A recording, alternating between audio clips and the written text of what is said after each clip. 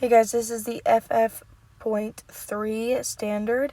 This is kind of just talking about like order of operations and seeing which graph kind of matches which one. Like how can we write it in a standard form? How can we write it in a vertex form? Just different ways that we can write functions. Okay, we talked about this standard before as our interim review, but just in case we might have forgot, the best thing to do when we're trying to find the graph or the function that matches another function, it's just to graph it.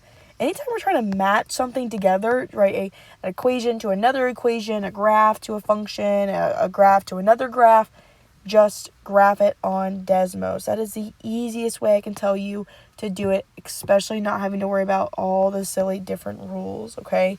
So, looking at number 19, all these three questions were from the interim. You're probably watching this video because you either missed one of them, missed two of them, or missed all three of them. But the same idea, we still need to make sure we understand how we can get these, okay? So what I want you to do right now, I want you to pause this video, and I want you to graph 19. I want you to graph the equation, and we are trying to figure out, I covered it.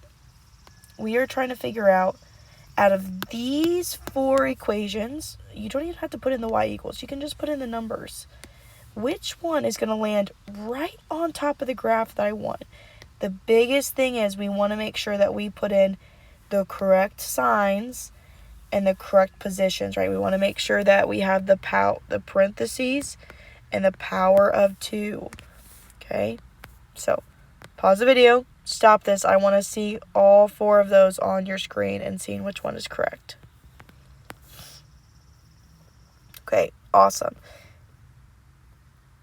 What we should have gotten as our answer was that first one. So honestly, you could have just checked the first one and we should have got it right, but it's not always going to be the first one. If we just put in the 2 times x minus 5 to the power of 2 plus 3, our graph should have landed exactly on the same graph as the original one, right? What I've done already is I have put the graph, wrong one. That black one is the one I wanted to land on. If I plugged in 2 times x minus 5 to the power of 2, remember, and our parentheses, plus 3, now it's just one graph. Our graphs, I don't see two separate graphs. I see exactly one graph where that black one was. See, now I press the black one. It's the exact same one as our red one. If I graphed any of the other ones, if I change this 5 to a positive, like number 2, oops, that's not a positive. Here we go. And the 3 stays the same. I see two graphs. They do not match up. They are not the same equations. Remember, equations, how we can rewrite them. When we rewrite them, they say the exact same. We are just creating them to give us different information. Standard form tells us the amount of terms we have, so it could tell us the direction of our curve, how many times it could hit our y-axis. But then the form that's given, it's in vertex form because it tells us the vertex. This form right here is standard, but this one's telling us our vertex is at -5 because that first number right here is +5, so we have to change it in our head to be negative, and our y is at 3.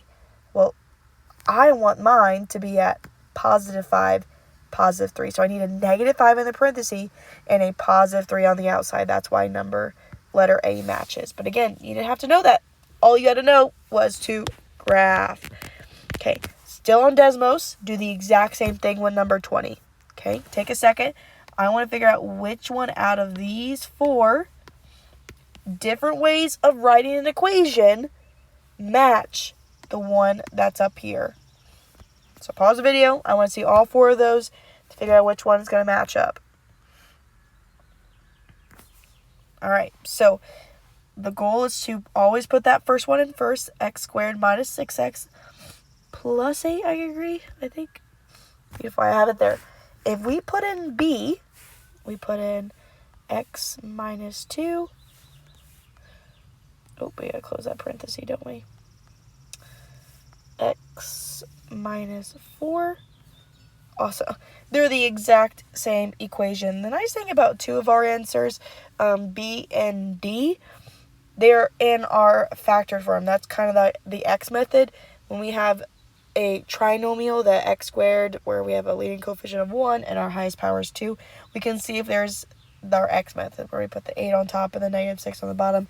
Find two numbers that multiply to 8, but then add to negative 6, which would have been negative 2 and negative 4. So that kind of worked out pretty perfect, but the idea is just graph each of those functions and see which ones lands right on top of it, which it does. Those blue and the green graphs are the exact same, meaning that B would have been our correct answer for this guy. Okay. Last one. We talked about this one before, and it's kind of hard to figure out where steps might have happened wrong or incorrectly. You can kind of look at each question or each statement, like this says expression 3 is not right, is not equivalent to step 2, meaning step 3 is where the error happened. B is saying that step 1 is where the error happened. Step C is saying where step 2 is. D is saying all of the steps are correct. You could look at every single one of those steps and see where, if that one was the place it went wrong. I would just go to your expression and see if it's true. See if it's the correct way that we can write something. So this expression is saying that 6 to the x power to the power of 2. Anytime I have the power of 2 to something, it's saying that everything inside here, I want to do it again. I want to multiply by itself 2 times. Well, that's step 2 is saying that. If I had x squared, it's the same thing as saying x times x. That's exactly what it's saying, but in now the parentheses with that x squared, I want to multiply it twice. So step 1, that's great. It looks great to me. Step 2, it looks like we're combining those two to one term. Well, if I said, even back to this guy, if we had 2x times 2x, we multiply our number, so 2 times 2 is 4. Do you remember what we did when we had x to the power of a times x to the power of b? What do we do with those exponents? We add them. Yeah, that's correct. We add them. So a plus b. Okay, well, 1 plus 1, x squared, but we have x plus x. That's 2x, right? When we are combining like terms, we keep the value and we change the coefficient. So 1x plus 1x is 2x. Step 2 looks good to me so far. We're kind of on a roll right now. Let me erase this stuff. Again, no erase on your paper. I just need a little bit more room. Okay. Well, step 3, I could see why a lot of us are like, oh, you can't put parentheses where it is.